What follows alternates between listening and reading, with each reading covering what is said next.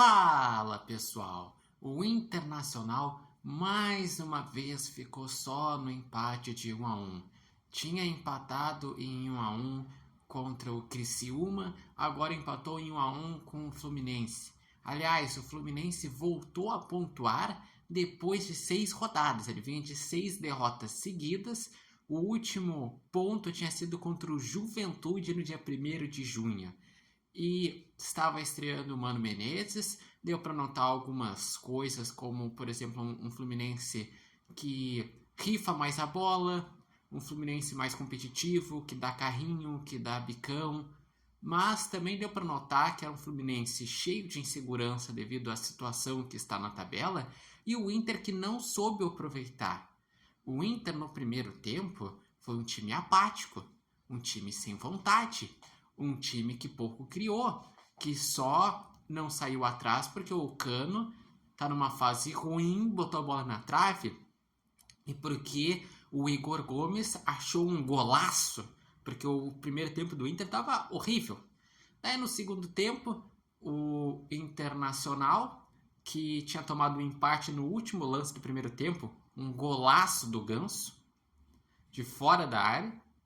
O Inter no segundo tempo até voltou melhor, Bruno Gomes deu um dinamismo interessante, mas seguiu fazendo uma partida abaixo e ficou só no 1-1.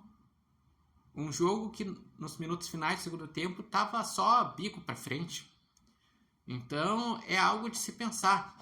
O Internacional, podemos dizer que sim, foi muito prejudicado pela Copa América de ter 3 jogadores importantes na Copa América, como é o caso do Borré, Rocher e Valência. Teve também a questão de jogadores que estão rendendo abaixo, como é o caso do Wanderson, que está jogando mal.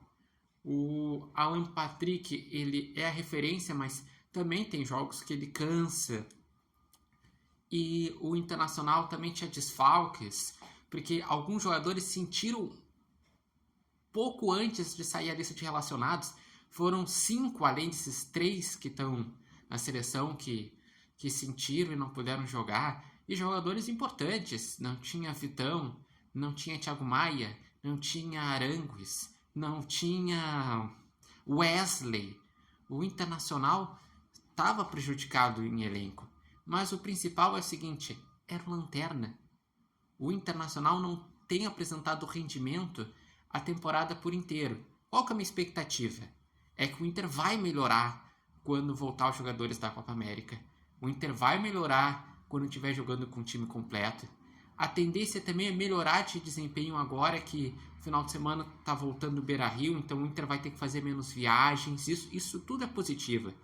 Mas o Inter precisa desempenhar mais. Porque saber que jogadores iam para a Copa América, todo mundo sabia. Saber que no Brasileirão vai ter momentos que tu vai ter desfalques por lesão, por suspensão, todo mundo sabia. O problema é que o Internacional não está conseguindo desempenhar e nos últimos jogos não tem conseguido sequer segurar os resultados.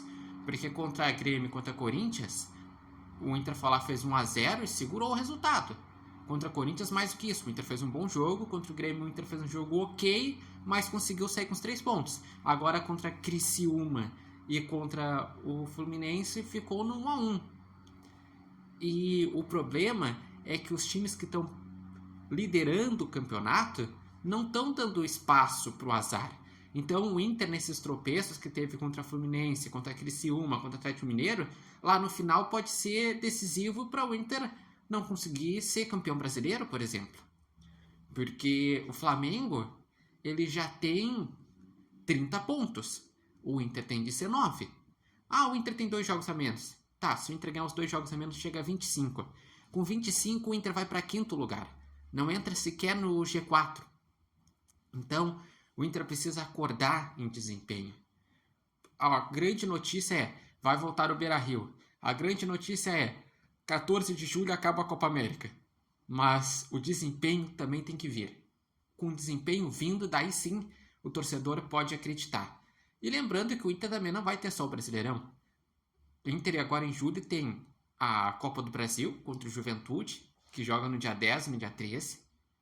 E tem a Sul-Americana, que joga o playoff no dia 17 e dia 24 contra o Rosário Central, em que o Internacional tem que encarar com muita seriedade, porque na minha visão, a chance de o Inter conquistar títulos é nessas Copas. É ou conseguir o bi da Sul-Americana ou o bi da Copa do Brasil. Ou, num cenário muito otimista, um bi dessas duas competições.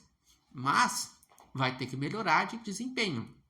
E outra coisa que a gente tem que levar em consideração: o Internacional, devido a esses jogos que vai ter de Copa do Brasil e de Sul-Americana, o Inter vai terminar o primeiro turno com 5 jogos a menos. Então, um turno vai ter 14 jogos e outro vai ter 24 jogos.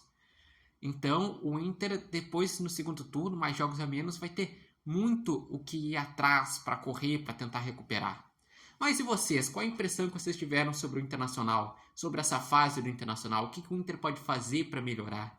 Deixem seus comentários e acompanhem o repórter Matheus Wolff no TikTok, no Instagram, no canal do YouTube. Lembrando que esse vídeo tem um oferecimento de Nova Marca e Barbearia Independência.